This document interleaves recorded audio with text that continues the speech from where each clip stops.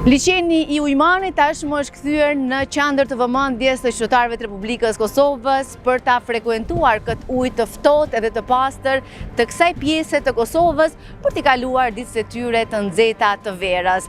Mirëpo siç edhe e shihni në këtë pjesë të liçenit të Ujmanit është duke ushtruar kjo pjesë e rrugës për të gjithë ju që dëshironi të vini këtu dhe t'i parkoni veturat e juaja në mënyrë ta kaloni një ditë të zakonshme në këtë pjesë të bukur të veriut të Kosovës.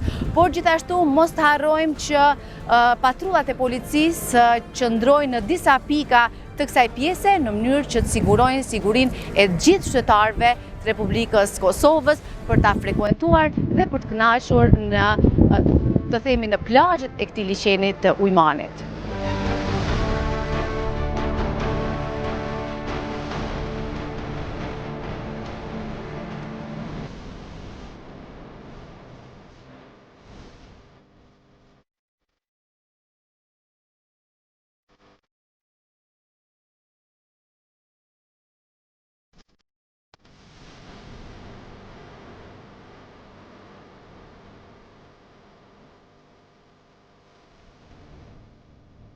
Zotëri Elshani, si qëndron situata me liçenin e Ujmanit aktualisht kur flasim pas shpërtimit dhe çfarë ndodhi atë ditë? Po të dielën rreth orës 2:30 ka pas një shpërthim që ende nuk është përkufizuar, kjo është nga hetust, se çka ka shkaktuar atë shpërthim. Sidoqoftë të lënduar në njerëz nuk kemi pas, 3 vetura kanë qenë të dëmtuara në atë rast. Ne kemi frekuentim të njerëzve, sidomos ditëve të vikendit në atë zonë. Zona konsiderohet të jetë e sigurt për momentin sepse kemi edhe forcat shtume policore në atë zonë, sidoqoftë 100% nuk ka siguri në asnjë vend. Por konsiderojmë që me siguri që do të shohim edhe njerëz të tjerë numër më të madh që frekuentojnë atë zonë, po policia janë aty për çdo eventualitet. Policia ka filluar hetimin lidhur me rastin e fjalë, kemi pas disa bastisje të cilat janë zhvilluar lidhur me rastin, nuk kemi për momentin të dyshimt, nuk kemi persona të arrestuar.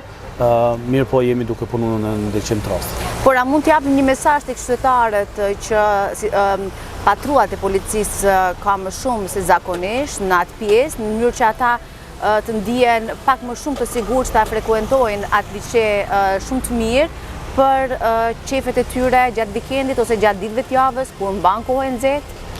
E jona është me tregu që ka shtim të numrit të patrullave policore, ka policë të cilët edhe shihen edhe nuk shihen. Menaxhimi I vendit edhe I komplet zonës së Ujmanit bëhet në format policore, që do të thotë ne jemi duke e kontrolluar zonë. Përsëri them nuk është 100% e sigurt asgjë në këtë moment kur ne I flasim këtu, nuk kemi siguri 100%. Sidoqoftë policia është me numër të madh në atë zonë dhe konsiderojmë që zona mund të konsiderohet e sigurt. A ditë që ndodhi ai shpërthim, si rodhi më pas ngjarja, qytetarët u ndjen të friksuar, u larguan nga vendi, çfarë gjendje pat atë ditë ju? Çka kemi mundësi me thonë është që pas rastit që ka ndodhur aty, njësitë relevante kanë shkuar në vendin e ngjarjes, merren masat sipas standardeve të normale të policore, njësitë relevante që do të thotë të gjitha njësitë edhe antiterrori edhe njësitë kundër eksplozivit edhe të gjitha njësitë speciale të tjera.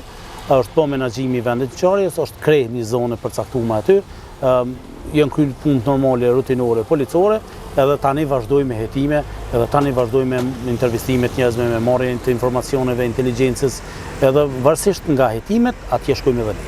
Duke mos dashur ndërhyrë në hetimet tuaja, deri më tash sa persona janë duke u intervistuar apo janë intervistuar rreth këtij rasti? Nuk mund të themi diçka, çka mund të themi është se atë ditë kemi pas një pastisje diku në orën 9 mbrëmje, ndërsa hetimet e tjera, po më veprimet e tjera policore janë kodët e hetimeve dhe nuk mund të zbardhim më shumë.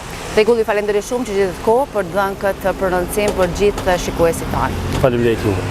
Shikues të nderuar, morëm deklaratën nga zëvendësdrejtori I Policisë Kosovës për rajonin e Mitrovicës së Veriut Beton Elshani.